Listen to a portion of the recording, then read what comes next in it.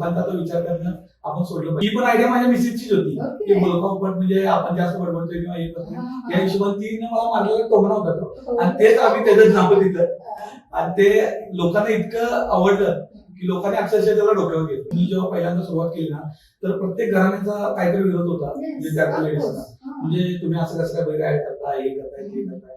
पण ज्यावेळी कळालं की यातून थोडं पेमेंट येतंय आणि त्या ग्रुपला पहिल्या वर्षीच आमच्या 1150च्या आसपास क्रेडिट करताय. नमस्कार, मी उर्मिला गायकवाड, मंत्रा पॉडकास्ट आणि मंत्रा टॉक्स मध्ये आपल्या सगळ्यांचं हार्दिक स्वागत करते. आज माझ्या स्टुडिओमध्ये एक अशी पर्सनॅलिटी आलेली आहे, म्हणजे मी बोलवलेली आहे त्यांना, की जी खूप अशी कॉन्फिडेंट आहे, मल्टीटास्किंग आहे, टॅलेंटेड आहे आणि अगदी बिनधास्त आहे आणि त्याच्याशिवाय डेअरिंग बाज पण आहे. ही एक सोशल मीडियाचा किडा म्हणून ओळखली जाते. कोल्हापूर आणि इचलकरंजी यामध्ये जर कोणाला बिझनेस रील्स करायच्या झाल्या तर पहिल्या प्रायोरिटीवर नाव येतं ते म्हणजे बोलका पोपट मीडिया, आणि त्याचे ओनर आज प्रतीक फाटक आज आपल्या स्टुडिओ मध्ये आलेले आहेत. तर तुमचं खूप खूप स्वागत आहे मंत्रा पॉडकास्ट मध्ये. नमस्कार मॅडम. मॅडमाने आता ज्या पद्धतीनं वर्णन केले हे मला खरंच मनाला लागणार होतं. काहीतरी एक त्यांनी अभ्यास करून काहीतरी एक मांडणी केलेली आहे आणि ते आता त्यांच्या बोलण्यातून दिसून आले. आणि माझ्या समोर ज्या व्यक्ती बसले त्या उर्मिला गायकवाड, आणि त्यांनी सुद्धा अनेक महिलांचे ग्रुप सांभाळलेले आहेत. त्यांना त्यातलं जास्त नॉलेज आहे. त्यांनी अनेक राजकीय पार्टीचा अभ्यास केलेला आहे. समाजात वावरलेले अनेक महिलांविषयी काम त्यांनी या ठिकाणी केलेलं आहे. तर त्या मला इंटरव्ह्यू घेतात हे माझ्यासाठी खरोबर भाग्याची गोष्ट आहे. अशा हरहुन्नरी कलाकाराचं मी पॉडकास्ट घेते हे माझ्यासाठी खूप सौभाग्य आहे. आता आज मी यांचं इंट्रोडक्शन देणार नाही आहे, कारण काय असतं, एक पहिली गोष्ट म्हणजे स्वतःची ओळख त्यांनी कामातून तयार केलेली आहे, आणि दुसरी गोष्ट म्हणजे आज त्यांची स्टोरी आपण जाणून घेणार आहे, आणि त्या स्टोरी मधूनच त्यांचं आपल्याला सगळं बॅकग्राऊंड असेल किंवा बायोडाटा असेल तो हळूहळू उलगडतच जाणार आहे. तर आपण सुरू करूया प्रतीकजी. हा, तर मला असं विचारायचंय तुम्हाला, आज तुम्ही बऱ्याच फील्ड मध्ये काम करता अगदी, आणि प्रत्येक फील्ड मध्ये जाल की तो रॉकस्टार होता. तर याच्यामध्ये हे जे तुमचं नेचर आहे सगळीकडे ऍक्टिव्ह राहण्याचं, ते आताच अगदी लहानपणापासूनच आहे? लहानपणापासूनच असं एक काहीतरी करायचं असं आपलं सध्या सुरूच होतं, आणि त्यातूनच अशी बोलकापोपडी संकल्पना आली, तुझबाजी आली, अशी संकल्पना आली आणि ते आम्ही ते करत गेलो. त्यामुळे तुमच्यापर्यंत तुमच्या इथे बसलो. ते तर आहे, पण चाइल्डहुड कसं गेलं मग तुमचं? ते साहजिक ऍक्टिव्ह गेलं असणार आहे, खूप असं राडाबिडा केलेला असणार आहे. एक शाळेच्या जीवनात मी एकदम शांत साधारण होतो. नंतर कॉलेजला जेव्हा मी गेलो 11वी 12वीला, तेव्हा आमच्या मित्रांना मी धागडेगा मस्ती करायला लागलो, आणि त्यानंतर मग माझं शिक्षण डिग्रीत झालं. डिग्रीत आणि थोड्या मित्र भेटले, मैत्रिणी भेटले, त्यामुळे सगळं जीवन पलटून गेलं. तर अशा पद्धतीमध्ये जीवन प्रवास आता सध्या चालू झालं. कॉलेज लाईफ तो रंगी बेरंगी गेला काय? कॉलेज लाईफ कसं सगळ्यांचं रंगबिरंगीच असते, तर रंगबिरंगी म्हणलं तर काय नाही. ओके, मग सिरियसली तुम्ही कधी तुमच्या व्यवसायाविषयी थोडस किंवा काहीतरी करावं याविषयी तुम्ही कशी काय, कुठून प्रोत्साहन घेतलं, कशी प्रेरणा घेतली, आणि तुमच्या मनात काय होतं, काय करायचं? तसं बघायला गेलं तर लॉकडाऊन लागलेला आणि सगळे टिकटॉकचं सगळीकडे क्रेज होती. मग मी पण टिकटॉक बघत होतो आणि त्यातून बरेच आपल्या आजूबाजूला लोक व्हिडिओ करतात त्या दिसत होते. म्हणजे आपण पण काहीतरी केलं पाहिजे असं एक मनात आलं. आणि मग कधी घरचे काय म्हणतील, लोक काय म्हणतील, असं सारखं मनात प्रश्न येत होता. मला काहीतरी करायला पाहिजे, आपण करून बघावं, लोकांचा तो विचार करणं आपण सोडलं पाहिजे असं म्हणून सहज मी आणि मिसेस माझी असं चाललेलो नरसोबाच्या वाडीला, आणि तिथेच म्हणून मी असं मोबाईल काढला आणि सहज एक व्हिडिओ केला. आणि एक माहिती होतं की फूड रिलेटेड विषय लोक जास्त बघतात. सहज आम्ही तिथे अनिल गावरान म्हणून एक हॉटेल आठवडला, ते प्रसिद्ध झालं. मग तिकडे आम्ही गेलो दुपारच्या वेळेत आणि त्याचा एक व्हिडिओ केला. आणि जिथे आम्हाला 100 व्ह्यू येत होते तिथे मला त्या टायमिंगला आले 3000 व्ह्यू. आणि तिथून मग म्हणलं आपल्याला काहीतरी जमतंय असं एक झालं. आणि त्यापासून आम्ही म्हणजे एक बोलका पोपट असं एक पेजला नाव दिलं आणि ते पेज सुरू केलं. म्हणजे ही पण आयडिया माझ्या मिसेसचीच होती की बोलका पोपट म्हणजे आपण जास्त बडबडतोय किंवा हे करतोय या हिशोबाने तिने मला मारलेला टोमणा होता तो, आणि तेच आम्ही त्याचं नाव दिलं. आणि ते लोकांना इतकं आवडलं की लोकांनी अक्षरशः त्याला डोक्यावर घेतलं परिसरात. मग तिथून बोलगावपटची सुरुवात झाली. बोलगावपट म्हणजे पहिल्यांदा आम्ही असंच माझा मित्र आदित्य हळदकर आणि मी असंच मज्जा मस्ती म्हणून आम्ही ते व्हिडिओ करत होतो. आम्ही पदार्थ पैसे करून सगळीकडे खर्च करत होतो आणि व्हिडिओ करतो, एक आवड म्हणून. म्हणजे तसा बघायला गेला तर आमचा फॅमिली बिझनेस सिमेंट वीट वाळू खडी या फील्डमध्ये आम्ही, आणि या फील्डमध्ये अचानक या फील्डमध्ये म्हणजे ते आमच्यासाठी पण नवीनच होतं. पण मला ऑनलाईनची फार आवड, ऑनलाईन काहीतरी करायचं, हे करायचं, प्रत्येक वेळी काहीतरी शिकायचं ऑनलाईन. त्यामुळं हे सोशल मीडियाच्या ह्याच्यात मी आलो आणि बोलगावपटची सुरुवात झाली तिथून. बोलगावपट म्हणजे आम्ही असंच व्हिडिओ करतो आणि एक कस्टमर म्हणजे एक व्यापारी होता, त्याचा कॉल आला, दादा तुम्ही आमची व्हिडिओ करणार काय? आणि तो म्हणला तुम्ही किती रुपये घेताय? तो समोरूनच विचारायला लागला की तुम्ही किती रुपये घेताय? म्हणलं आम्ही तसं काही पैसे घेतच नव्हतो. म्हणलं सहज असं सांगून बघितलं की सर आपण 1000 रुपये घेतो. तर त्यांनी ठीक आहे उद्या व्हिडिओ करा, म्हणजे अशा पद्धतीमध्ये त्यांनी सांगितलं की लगेचच सांगितलं की आम्हाला यातून म्हणजे आयडिया पण नव्हती की अशा पद्धतीने पैसे येतील. पण तिथून ते इन्कम सुरू झालं. 1000 रुपये आम्हाला एक 10 मिनिटाच्या व्हिडिओला तिथं 1000 रुपये मिळाले आणि तिथून आपली वाटचाल सुरू झाली. मग त्यानंतर 1000, त्यानंतर 1500, 2000, ते आता 3000, 4000, 5000 रुपये असे आता आम्ही कमर्शियल ऍड्स इचलकरंजी आणि परिसरामध्ये आता करत चाललोय. अशा पद्धतीमध्ये ही बोलगावपटची जवळजवळ सुरुवात झाली. अशा किती आता कमर्शियल ऍड्स झाल्या? आपल्या आता 1100 ते 1200 आपण कमर्शियल ऍड केल्या गेल्या 3 वर्षामध्ये. बरोबर, इतके ऍड्स. Okay okay. त्याचे कंटेंट्स वगैरे तुम्ही सगळे कंटेंट्स वगैरे म्हणजे मी पण करतोय किंवा माझ्यासोबत आमचा ऋषी असेल. म्हणजे पहिल्या सुरुवातीला आम्ही काहीतरी नवीन करण्याचा प्रयत्न केला, कारण की एकच फेस एका चॅनेलला दिवस चालणार नाही हे जेव्हा लक्षात आलं तेव्हा आम्ही पहिल्यांदा एक चाचपणी केली. ते म्हणजे इचलकरंजीतल्या आमच्या म्हणजे ओळखीच्याच आहेत त्या नेहा सातपुते म्हणून. त्यांना आम्ही पहिल्यांदा म्हणजे त्यांना म्हटलं की मॅडम आपण करूया की लेडीज चेअर आपण म्हणजे करून बघावं, कारण त्यांनी पण उखाण्याचं करत होते. मॅडम म्हणलं करूया. मग त्यांनी पण ते इंटरेस्ट दाखवला आणि आम्ही ते करायला गेलो. त्यावेळी त्यांच्या घरातून पण थोडा विरोध झाला पहिला, पण नंतर आम्ही सांगितलं, थोडंफार एक चांगल्या ऍड केल्या आणि ते सगळ्यांना आवडायला लागले. इचलकरंजीतल्या महिलांना सुद्धा त्या खूप जास्त मनाला भावलेल्या ऍड होत्या आणि तिथून आमची सुरुवात झाली. त्यामुळं बऱ्याच महिला आजपर्यंत म्हणजे जसं तृप्ती सातपुते असतील, ऐश्वर्या राशींकर असतील, ऐश्वर्या चपरे असतील, त्यासोबत समीरा साळोखे असतील, आता पूजा वटारे असतील, अशा बऱ्याच लेडीज आमच्या या तुझबारीच्या माध्यमातून असतील किंवा शुभांगी तारेकर असतील, या सगळ्या तुझबारीच्या माध्यमातून आमच्या बोलगावपटला आता कमर्शियल ऍड करतात. त्या माझ्यासोबतच इतर पेजला पण करतात. त्यामुळे बायकांना एक काहीतरी घरात बसण्यापेक्षा एक काहीतरी रोजगार याच्या माध्यमातून उपलब्ध झालाय असं मला वाटतं. खरं तर ना या बाबतीत मी तुम्हाला थँक्स म्हणेन, कारण खरोखर लेडीजना असा प्लॅटफॉर्म मिळणं आणि त्याला एक दर्जा प्राप्त तुम्ही करून दिला.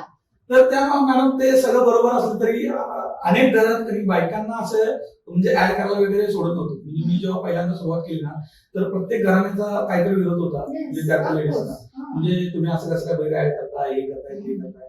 पण ज्यावेळी कळालं की यातून थोडं पेमेंट येतंय, आजकाल जर बघितलं तर ब्लाऊज पीस शिवून आणि हे करून महिलांना असे किती रुपये मिळणार आहेत, त्यातून किती रुपये इन्कम होणार आहे. त्यापेक्षा इथं मॅडम जर बघितलं तर लेडीज आमच्या इथं आली तर एक 10-15 मिनिटं लेले अर्धा 1 तास लागतो. तर त्यामध्ये ते 1000 रुपये त्या व्यापारीकडून घेऊन जातात.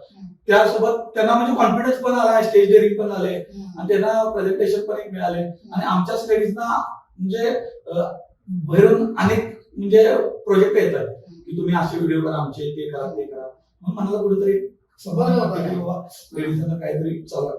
परत आमच्यातले जे शूटिंग करणारे जी मुलं असतील, यश असेल, ऋषी असेल, त्यासोबत पहिला श्रेयश पाटील होता, त्यानंतर प्रणव होता डिझायनर, त्यानंतर आता आलेली सगळी टीम असू दे, लेडीजचा आमचा ग्रुप सांभाळणारी सगळे असू देत, म्हणजे जसं की मंजुश्री असू दे, तिनं आमच्या तुझबारी ग्रुपची जेव्हा सुरुवात केली तर ती सुरुवातीपासून होती.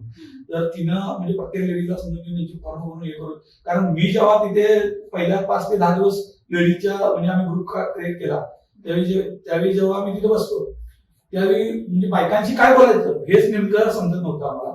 मग त्यावेळी मंजुश्रीने ते चांगल्या पद्धतीने हँडल केली आणि त्या ग्रुपला पहिल्या वर्षीच आमच्या 1150च्या आसपास लेडीज झाल्या आणि आता या वर्षी जर म्हणला तर आमच्याकडे 2782 का 83 लेडीज आहेत ज्या ऑन रेकॉर्ड आहेत. कुठलं याचं म्हणताय तुम्ही? तूच बारी महिला. तूच बारी. हा ते तुम्ही छान अगदी म्हणजे एवढ्या बायका तुम्हाला कशा काय म्हणे अट्रॅक्ट होतात म्हणे काय जादू नाही, आहे का? पहिल्यांदा काय झालं की जी सुरुवात म्हणजे जर बघायला गेलं तर अतुल परदेशी म्हणून सर आहेत पुण्यातले, ज्यांनी आपला आवाज आपली सखी हे पुण्यातले एक चॅनल आहे, त्यासोबत त्यांचं आपली सखी म्हणून पण महिलांचा तिथं क्लब आहे. त्यात बऱ्याच लेडीज पुणे परिसरातले त्यांच्याकडे आहेत. तर त्यातील संगीता तरडे मॅडम म्हणून आहेत, त्या मला कॉन्टॅक्ट करत होत्या आणि इकडे आम्ही बरेच मराठी चित्रपटाचे प्रीमियर शो लावत होतो आणि त्यातूनच असं ओळख वाढत गेली. त्यानंतर ते सर जेव्हा आले त्यावेळी आमची डिस्कशन झालं की म्हणलं की सर प्रत्येक वेळी ऍक्टर्स येतात हे येतात, त्यांचा आपण प्रीमियर शो लावतो, त्यांचा राहायचा खर्च माझ्याकडे येतो.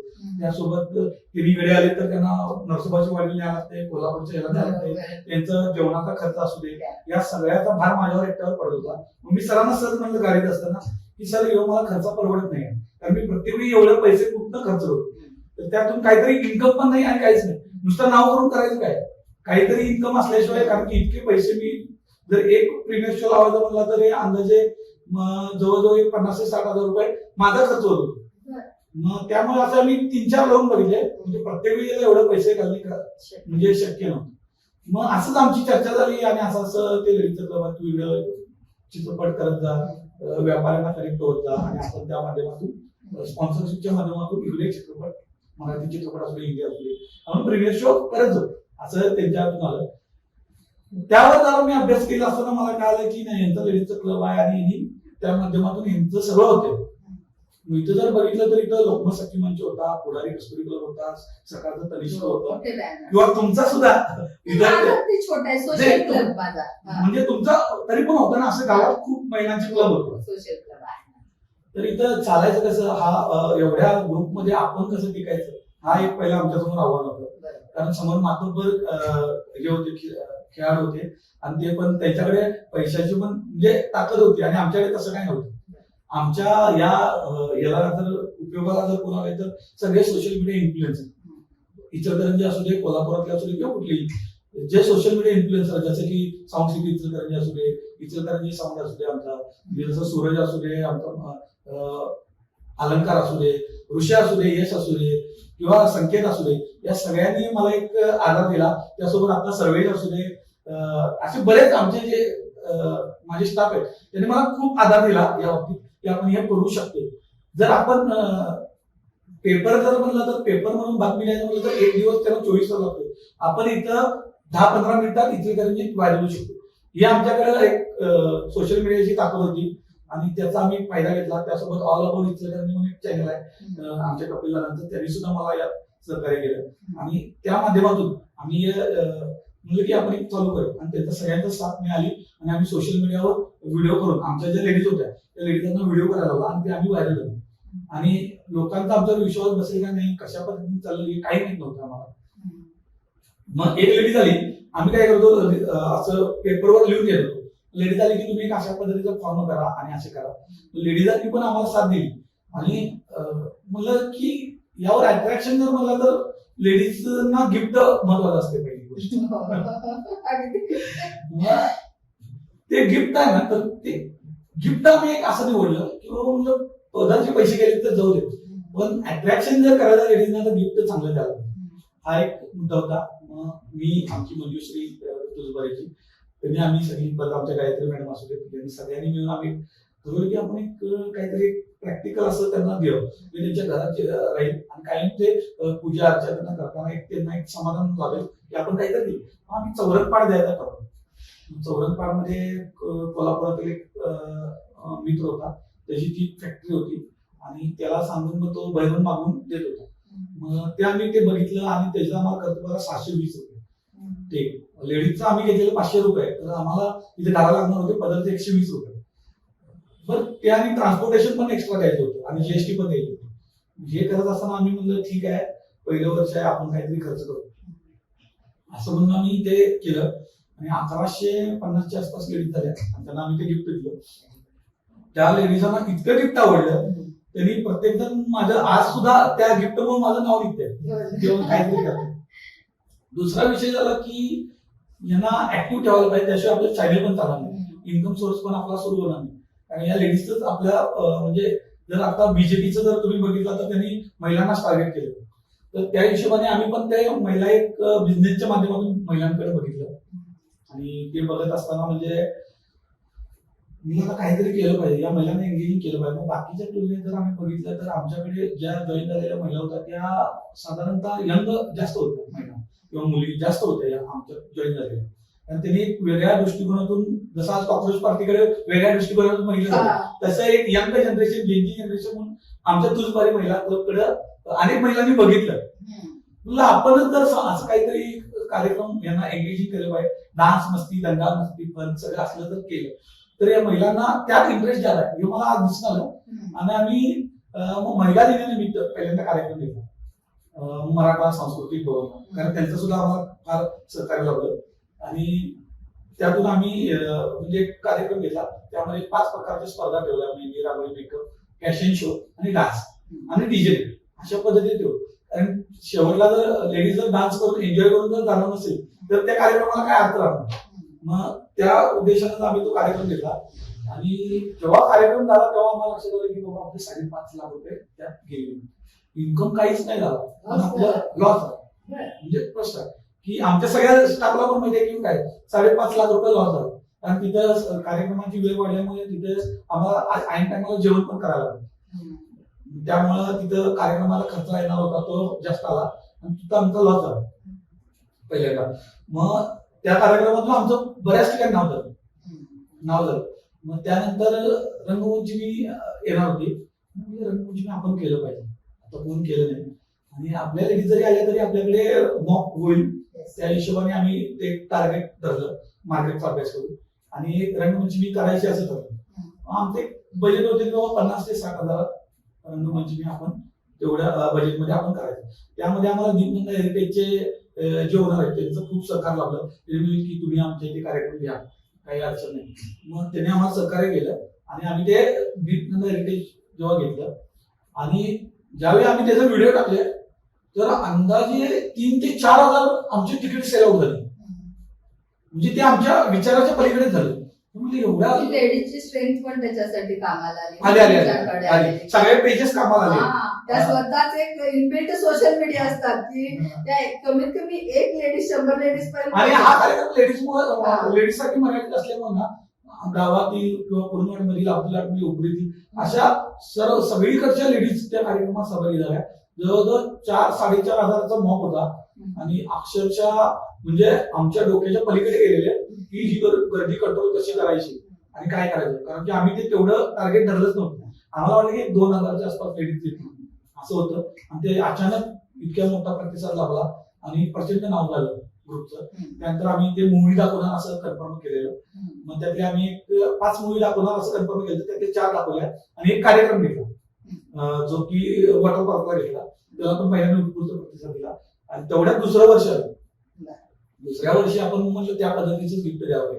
मग आता चौरंगपाठ दिलाय, आता म्हणलं त्यावर ठेवायला आरती द्यावं, म्हणजे तो एक पूजेचा सेट महिलांना होईल, इतर काहीतरी देण्यापेक्षा म्हणजे काहीतरी एक वर्थ इट होईल म्हणून आम्ही मग ते द्यायचा प्रयत्न केला यावर्षी. त्याची पण रक्कम आम्हाला 750च्या आसपास.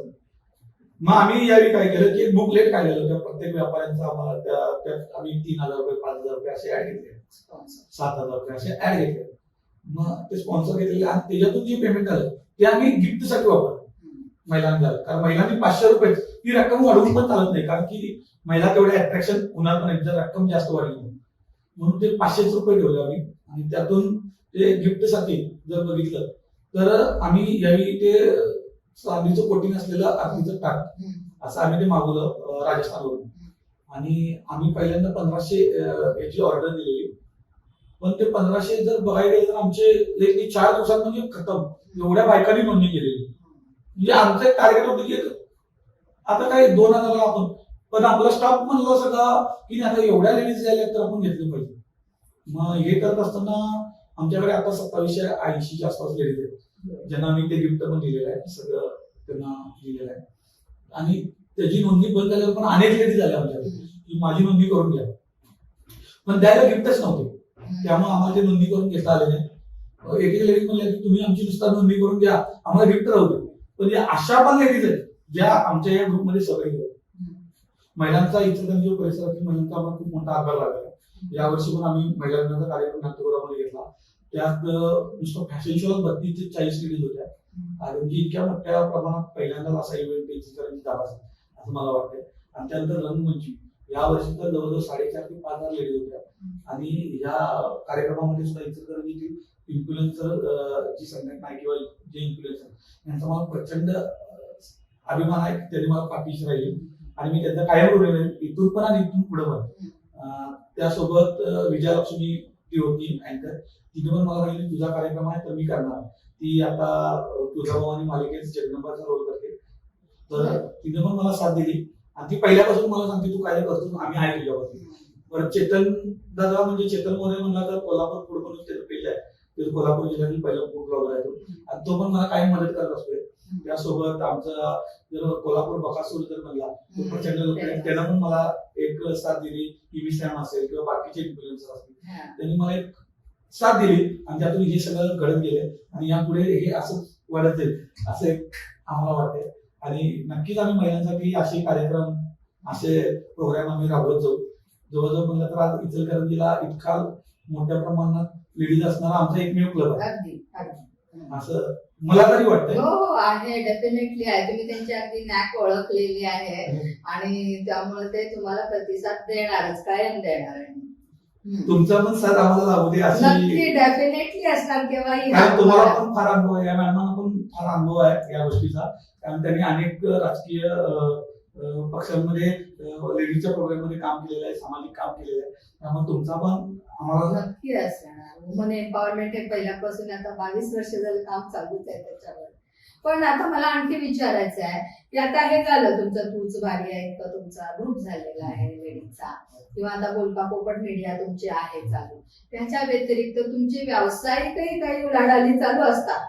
मध्यंतरी कपडेवाला एक फार फेमस झालं होतं, तर ते काय तुम्ही कशा पद्धतीने काय राबवलेलं आहे ते? म्हणजे जेव्हा मी बीपीएन मीडिया म्हणून स्थापन केली म्हणजे 2014 साली मी आयपॅक कंपनीत जॉबला होतो. स्थानिक खासदारकीचे इलेक्शन ARM म्हणून एरिया रिजनल मॅनेजर म्हणून मी तिथं वर्क करत होतो. मला एक साधारणतः 34,000च्या आसपास सॅलरी होती.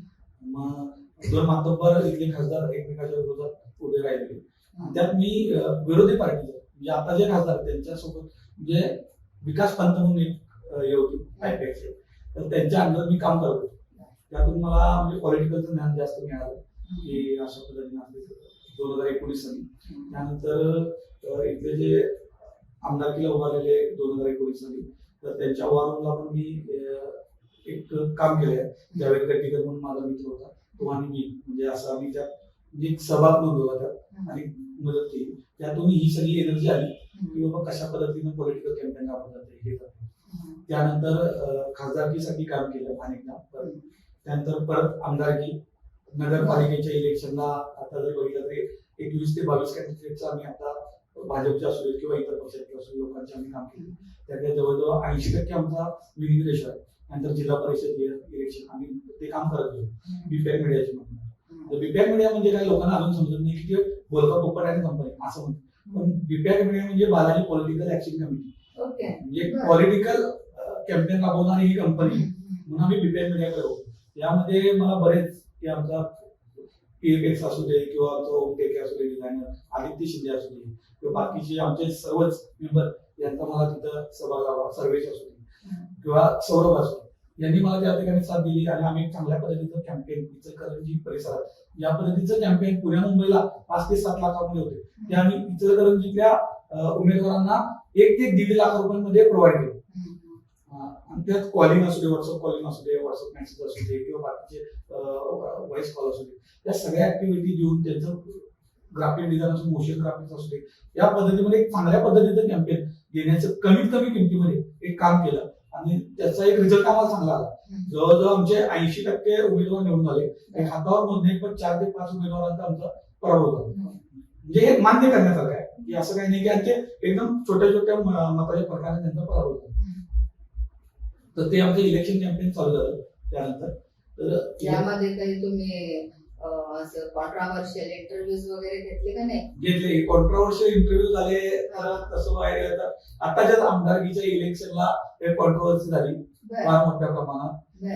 काही एक म्हणजे काय आता कसं बोलायचं ते सांगता येणार नाही या ठिकाणी. ठीक आहे, ओके. म्हणजे ते एक कॉन्ट्रोवर्सी झाली, एक हे होते हिंदुत्ववादी एक व्हायलाच पाहिजे हो. आणि त्यांनी आम्हाला सांगितले की आमचा इंटरव्ह्यू घ्यायचा आहे आणि त्याचा इंटरव्ह्यू केला आणि ते इंटरव्ह्यूला मान्य पण होते. नंतर काहीतरी त्यांचं पक्ष बदल झाला त्यांचा आणि त्यामुळे ते आमचं सगळं थांबलं आणि अचानक जे माझ्यावर येणारं नाव होतं ते आमच्या उमेदवाराच्या मुलावर नाव आलं ते अचानक आणि त्यामुळे ते सगळं जरा प्रॉब्लेमॅटिक क्रिएट झालं. पण त्यातून पण आम्ही शिकत गेलो. त्यानंतर जे आमच्यासोबत हे झालेलं त्यांनी पण मला नंतर सांगितलं की इलेक्शन आहे असं होत राहते आपल्याला काही आणि याचा उपयोग त्यांनाही होत असतो. नेम फेम त्यांनाही होत ते 15 वर्षाशिवाय नेम फेम नाही. ते पण तसं चालत गेलं. त्यानंतर मग म्हणजे की एक आपण आपलं हे आता इलेक्शन झाले आता आपलं पुढचं काय, कारण हा ग्रुप चालवायला तर म्हणलं तर आमचं पहिल्या वर्षी तुझबारी ग्रुप चालवायला आम्हाला साधारणतः जेव्हा आम्ही बजेट काढलं तर 19 लाख रुपये आम्ही खर्च केले टोटल आमच्या पदाचं. मग ते आम्हाला खूप भयानक होतं की 19 लाख रुपये आम्ही खर्च करणे ही आमच्यासाठी फार मोठी रक्कम होती. पण हे आम्हाला ते बोलका पोपटच्या माध्यमातून आम्ही कमवलेलं होतं ते सगळं तिथं आम्ही खर्च केलं. त्याचबरोबर आम्ही मुलगी काहीतरी उद्योग चालू करायला पाहिजे, नुसता ह्याच्यावर थांबून चालणार नाही. म्हणून आम्ही एक कपडेवाला म्हणून एक संकल्पना आम्ही चालू केली, म्हणजे सेल्फ सर्व्हिस जसं जुडिओ असते हे असते. तर तीच संकल्पना डोक्यात ठेवून आम्ही छोटं दुकान आणि लोक तिथे सेल्फ सर्व्हिस करतील आणि जुडिओच्या कपड्यात आणि आपल्या कपड्यात जर बघितलं तर फरक असतो. कारण इतर जर प्रत्येक लोकांना माहिती आहे की कापड कुठलं आहे आणि काय कुठलं आहे. आणि इथं जर तुम्ही बघितला तर इथं घरोघरी इथे माल आहे, इथे कामगार आहेत आणि 70% इथे कामगार वर्ग आहे. त्यांना माहिती आहे की या कपड्याला आपल्याला हे कुठलं कपडा आणि काय. तर इथली लोक ज्या पद्धतीचे कपडे घालतात तीच कपडे स्वस्त रेटमध्ये उपलब्ध करून आम्ही त्या ठिकाणी दिलो. दुकानाची वेळ ठेवली 5 ते 8. हे काहीतरी वेगळं करून बघा म्हणजे काय सक्सेसफुल झालं नाही. तर त्याला इचलकरंजी परिसरातील लोकांनी असला प्रतिसाद मिळाला जे आमच्या विचाराच्या पलीकडे आणि म्हणजे ते आमच्यासाठी भयानक होतं. म्हणजे एवढा सेल त्या ठिकाणी आम्हाला मिळालेला. आणि आज जरी तुम्ही येऊन जर माझी हिस्ट्री बघितलं त्या कॉम्प्युटरची तर त्यात पण तुम्हाला तो सेल दिसेल. ते आमच्यासाठी एक म्हणजे सोशल मीडिया इन्फ्लुएन्सर कामाला आले म्हणजे सोशल मीडिया ताकद आहे हे त्या ठिकाणी अनेकदा सिद्ध झालं. मग तिथून आपली असं कपडेवाला केलं. त्यानंतर लेडीज साठी आणि प्रोग्राम करत राहिलो. आता आपण या स्टेजला आहे. मी एक ऐकलं की तुम्ही बुक रायटिंग पण करताय. बुक वाचतोय, बुक रायटिंग पण करतोय. अच्छा. मग त्याच्यामध्ये काय तुमची विचारधारा काय आहे ती विचारधारा म्हणजे मी आधी एका म्हणजे जर बघितलं तर हिंदुत्ववादी संघटनेमध्ये होतो पहिला सुरुवातीला म्हणजे दंगलीच्या आसपास. त्यामुळे मी तिथून ते बघितले दंगल जवळ बघले. मेन रोडला राहायला असल्यामुळे समोरच सगळं घडत होतं. त्यामुळे ते सगळं पोलीस SRPF सगळे आम्ही सगळं जवळनं बघितलं. त्यामुळं लोकांच्या मागण्या अनेक लोक मारले, रक्तबंबा झाली या दंगलीत. हे सगळं मी लहानपणा असल्यापासून बघितलंय आणि ते त्यामुळे म्हणलं की हे आपल्याला काहीतरी भयानक आहे या गोष्टी. तर असं करत करत मग मी पहिला आमचे जे मित्र होते जसं की ते आता सध्या कवी आहेत किंवा ते लेखक आहेत आकाश अलगुडे असू दे किंवा रोहित शिंदे असू दे, आमचा मित्र धीरज देसाई असू दे, संकेत बागल असू दे, असे आम्ही सगळे डिग्रीला होतो आणि सगळे रात्री 7 ते 9 तिथे डिग्री कट्ट्यावर बसतात आणि रोज अशा विषय घेऊन असं झाले तसं झाले अशी चर्चा करणार. त्यातून मला ती आवड निर्माण झाली त्यांच्यामुळे. आणि मग त्यात आमचे रोहित शिंदे होती त्यांच्या माध्यमातून ते सांगणार हे करणार. त्यातून एक प्रॅक्टिकल आपण अशा पद्धतीचा विचार केला असं झालं. त्या माध्यमातून मी पहिल्यांदा एक म्हणजे भाषण ऐकलं एसर मुश्रीफांचं हू किल कर्करेंच्यावर. मग ते वाचलं म्हणलं असं पण काहीतरी आहे. मग ते वाचल्यानंतर मी ते पुस्तक ऑनलाईन मागवलं. पुस्तक ऑनलाईन मागितलं वाचलं म्हणजे अरे असं आहे. मग ते दंगलीचं मी त्याच्याशी जोडलं तर ते थोडं साम्य मला त्या दिसायला लागलं. त्यापासून माझी वाचनाची आवड निर्माण झाली. त्यानंतर आम्ही बरेच पुस्तकाचे कॉन्ट्रोवर्शियल वाचत गेलो. त्यातून बरेच काही शिकायला त्याचा उपयोग मला या इलेक्शनच्या टाइमिंगला नक्कीच झाला आणि त्यातून थोडंफार ज्ञान पण अवगत झालं. आणि मी आता त्यावरच म्हणजे रिडिंग पण करतोय आणि रायटिंग पण करतोय. आता सध्या विद्रोही हिंदू या नावानं आपलं नवीन एक पुस्तक आपण माझं स्वतःच मी आता म्हणजे प्रदर्शित करतोय पुढ्या दिवसातच. यामध्ये जर बघायला गेलं तर मिरज दंगल असू दे, त्यानंतर मालेगाव साखळी बॉम्बस्फोट असू दे, 26/11चे बॉम्बस्फोट असू दे किंवा बदललेली 2014 नंतर युवकांच्या मनावर परिणाम केलेले हिंदुत्व जे आता उदयास आलंय किंवा बऱ्याच संस्था निघल्या हिंदुत्वादी आणि त्याच्यावर ज्याच्यावर अन्याय झाला त्यानं केलेली एक चळवळ म्हणून विद्रोही हिंदू या नावाचं पुस्तक सध्या आपलं लिखाण चालू आहे, त्यावर सध्या अभ्यास करतोय आपण. आणि ते पुस्तक आपलं लवकरच प्रदर्शित म्हणजे थोडं वर्ष जाईल त्याला, पण ते आपलं नक्कीच प्रदर्शित आपण करणार. माझं एक रायटिंग चालू आहे, दोघांचं एकदम खूप स्टोरी ठीक आहे. आता मग या सगळ्या प्रवासात कधी असं क्रिटिकल किंवा कॉम्प्लिकेटेड सिच्युएशन कधी आली का? कॉम्प्लिकेटेड सिच्युएशन म्हणजे बरे झाले, पण इलेक्शनच्या टाइमला पण बरेच कॉम्प्लिकेशन झालेले. कारण काही हिंदुत्वादी जे महाराज होते हेच, तर त्यांच्याबद्दल पण माझी कॉन्ट्रोवर्सी झाली थोडीफार. त्यांचे म्हणजे मी हे पॉडकास्ट त्यांचा एक रिलीज केलेला होता, त्याचे छोट्या छोट्या क्लिप्स होत्या त्या मी हे केलेल्या होत्या. त्यासोबतच इथले भाजपचे प्रमुख नेते होते तानाजी पवार, तर त्यांचा आम्ही इंटरव्ह्यू घेतलेला, तो पण आम्ही प्रदर्शित केलेला आमच्या चॅनलवर आणि तो प्रचंड लोकप्रिय झाला. म्हणजे जवळजवळ 2-3 तासात ते अंदाजे जर बघितले तर 70-80 हजार लोकांनी बघितलेलं होतं. इतका कसा बघितला, त्याच्या क्लिप कोण व्हायरल केल्या हे आम्हाला अजून माहिती नाही. म्हणजे पॉडकास्ट मधल्या छोट्या छोट्या क्लिप कोणतरी विरोधी पार्टीने किंवा हे करून, कारण ते आमच्या मनात पण नव्हतं आणि कारण ते आम्ही असं सहज घेतलेला इंटरव्ह्यू, तर तो मोठ्या प्रमाणात त्याच्या क्लिप्स व्हायरल झाले. ते पण आमच्या समोर होतं आणि तो एडिट करून आम्ही टाकलेलं होतं. तर बरेच दबाव आले, त्यातून ते व्हिडिओ डिलीट करायला असे पण झालेले. आता हे हिंदुत्व म्हणा किंवा आता तुम्ही राजकीय काही कॅम्पेन्स राबवले, त्यातून कधी विचार होतो का की कधी राजकीय क्षेत्रामध्ये जावं? नाही, असं अजिबात नाही. आपल्याला हे राजकीय असं म्हणजे काही नाही, म्हणजे घरात तसा राजकीय वारसा लावलेला आहे तुमच्या, पण राजकारणात म्हणजे जायचं नाही असं आपण एक ठरवलेलं आहे. हे आपलं आता हे काम चालू आहे, हे चालू आहे, यातूनच अनेक पार्टी असू दे, सत्तेतले असू दे, विरोधातले असू दे, सगळ्यांची काम आपल्याकडे असते. त्यामुळं असेच आपण या माध्यमातून काम करू असं मला वाटतं. आता हे सोशल मीडिया असेल किंवा व्यावसायिक क्षेत्र असतील, तर आता तुम्ही जे अनुभवले राजकीय सामाजिक क्षेत्र असतील, तर आता येणारी जी जनरेशन आहे, हा जो युथ आहे की जो सोशल मीडियावरच आहे, तर त्यांना तुम्ही काय सांगाल की काय पद्धतीने त्यांनी पुढे त्याची वाटचाल करावी, काय इग्नोर करावं, काय फोकस करावं, याच्यावर तुम्ही काय सांगू शकता? आता जर बघितलं 2014 नंतर हिंदुत्व प्रचंड मोठ्या प्रमाणात वाढले. त्याच्या आधी नव्हतं असं नाही, त्याच्या आधी पण हिंदुत्व होतं, पण आता ज्या पद्धतीने त्याला डायव्हर्शन केले सत्ताधारी पक्षाने, ते जर बघितलं तर ते म्हणजे त्याला एक वेगळाच होतो. प्रत्येक आज जन्मलेला मुलगा असू दे किंवा काय पण असू दे, की हिंदुत्व एवढ्या मोठ्या प्रमाणात हिंदुत्व पसरले की आज म्हणजे इतर समाजाकडे बघण्याचा लोकांचा दृष्टिकोन बदललेला आहे.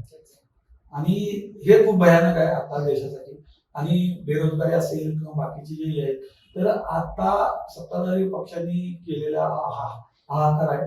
आणि याला जर बघितलं तर कॉक्रोच जनता पार्टी म्हणून जी 4 दिवसापूर्वी उदयास आली, तर इतके 20 ते 25 लाख 25 मिलियन लोक त्यामध्ये सामील झाले. म्हणजे हा कुठेतरी एक संदेश आहे की एवढ्या प्रमाणात युथ या पार्टीला ऍक्टिव्ह म्हणजे जॉईन झालाय. हे कुठेतरी सत्ताधारी पक्षाने लक्षात घेणं हे गरजेचं आहे. कारण आता बेरोजगारी प्रचंड वाढलेली आहे लोकांच्या हातात. आता इचलकरंजीचं जर बघितला तर तहसीलदार वगैरे यंत्रमानदार असले यांची काय परिस्थिती आहे हे पहिला बघण्यात हे आहे. लोकांच्या हातात पैसे 70% कामगार वर्ग आहे. तसं जर बघितलं तर इचलकरंजीचं, आणि या कामगारांच्या हातात गुरुवारी पैसे तर शुक्रवारी सुटतात. बजाज फायनान्सची प्रचंड इथं प्रत्येक घरात बजाज कार्ड आहे, बजाज कार्ड जे लोन आहे, आणि हे कुठेतरी थांबलं पाहिजे. कारण लोकांची कर्ज इतकी होत आहेत की याला काहीतरी एक लोकांना आर्थिक एक स्टेबल करणं आता सध्या गरजेचं आहे. कारण इथं प्रत्येक घरात कर्ज झालेले आहेत, काय झालेले आहे, गरीब होत चाललेले, श्रीमंत होत चाललेले आहे, आणि बाकीचे आलेले ती हिंदू आणि मुस्लिम मध्ये आलेले आहेत. तर हे कुठेतरी थांबलं पाहिजे असं एक मला वाटतं.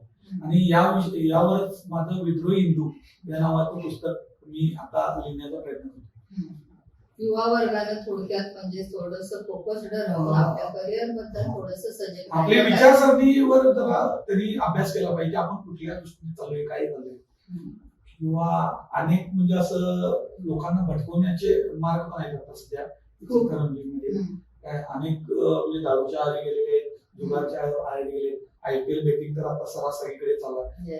हे कुठे तर जरा त्याच्यावर सरकारनेच आळा घातला पाहिजे असं एक माझं मत आहे.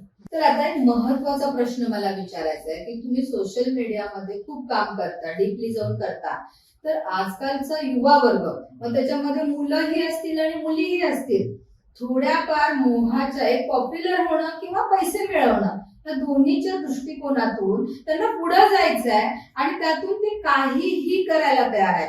आज मी एक स्त्री आहे तरी पण मला मुलींचे काही रील्स बघितले की मला थोडेस लाज वाटते. तर हा जो प्रवाह आहे हा कुठेतरी थांबला पाहिजे. कारण तुम्ही जे म्हणताय ते बरोबर आहे. तर सोशल मीडियामध्ये काम करत असताना मी आता जवळजवळ 12 वर्ष सोशल मीडिया फील्डमध्ये आहे. तर जर बघितलं तर पहिल्या सुरुवातीला अशा पद्धतीचं थोडं कमी होतं, पण अलीकडल्या काळात म्हणजे जर बघितलं तर फेसबुकवरून इन्कम जास्त होते. आता सध्या फेसबुकवर नव्हते, युट्यूबवर नव्हते, सोशल मीडिया प्लॅटफॉर्म आणि इंस्टाग्रामवरून कसं असतं की ऍड्स येणे म्हणजे ते इन्कम होते. म्हणजे असं काही नाही की इंस्टाग्राम पैसे देते, असं सध्या होत नाही. तर तसं बघायला गेलं तर फेसबुक बघणारा वर्ग जो आहे तो अंदाजे 35 पुढचा जातो, 35 पुढचा जातो. आणि जे युथ आहे सगळं, हे सगळं आता जर बघायला गेलं तर ते इंस्टाग्रामवर आहे. आता युट्यूबचं पण बघायचं प्रमाण लोकांनी कमी केलंय तसं बघायला गेलं तर इंस्टाग्रामवर जास्त पब्लिक आहे आता जर बघायला गेलं तर युथ.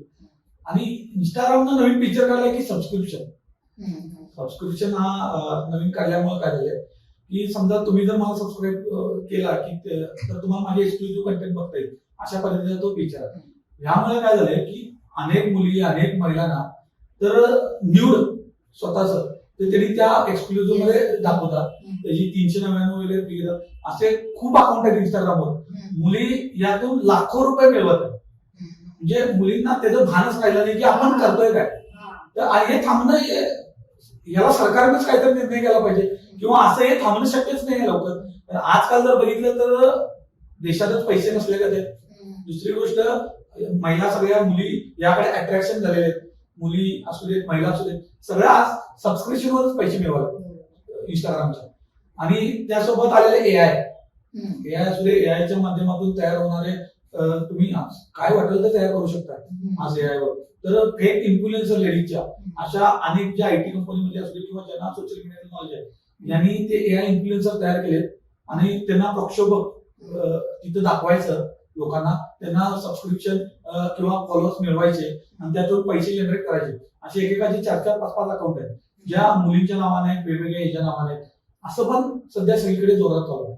त्यासोबत ऑनलाईन जर म्हणला तर या सोशल मीडियामुळे जर म्हणला तर IPL आता सध्या चालू आहे. बेटिंगचे प्रमाण तर प्रचंड आहे. टेलिग्रामच्या माध्यमातून ऑनलाईन बेटिंगचं ऍप असू दे किंवा बाकीचे ऍप असू दे, असे ऑनलाईन बेटिंग मोठ्या प्रमाणात चालू झाले. आजकाल आपल्या शेजारी बसून कोण काय करतंय हे सुद्धा ऑनलाईन आपल्याला काय कळणार सुद्धा नाही, अशा पद्धतीचे हे ऍप आहेत. आणि यावर ऑनलाईन पद्धतीचा जुगार, ऑनलाईन पद्धतीचा सत्ता या ठिकाणी लागते. आणि याचं मार्केट जर प्रचंड मोठं आहे. कोल्हापूर जिल्ह्याचं याचं मार्केट जर म्हणला तर मी याच्याबद्दल माहिती घेतलेली तर एकदम प्रचंड कोटी याचा व्यवहार हा दिवसेंदिवस होत चालला. महाराष्ट्र, कर्नाटक, गोवा यामध्ये मोठं रॅकेट सामील आहे यात. आणि ऑनलाईन सत्ता, ऑनलाईन जुगार हे मोठ्या प्रमाणात चालू आहे. तर प्रतीकजी, तुम्ही आज इथे स्टुडिओ मध्ये आलात, बऱ्याचशा वेगवेगळ्या विषयांवर अगदी सखोल तुम्ही अगदी सिरियसली, सिन्सिअरली चर्चा केली आणि खरोखर ती आमच्या प्रेक्षकांसाठी देखील थोडं मार्गदर्शन ठरेल याची मला खूप मोठी खात्री आहे. तर तुम्ही या स्टुडिओ मध्ये आल्याबद्दल खूप खूप धन्यवाद. मस्त, थँक्यू सो मच.